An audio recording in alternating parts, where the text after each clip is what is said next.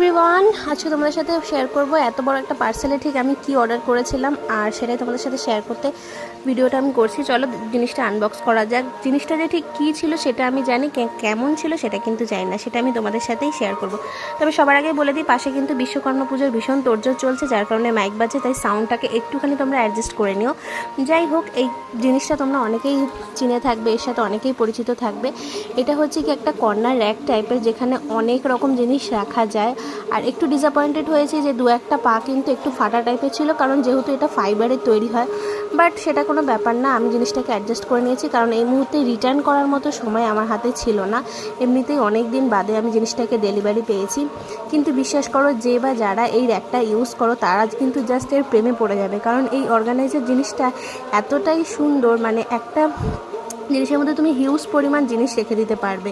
আর আমি অর্ডার করেছিলাম 5টা যে স্টেপ থাকে, সেই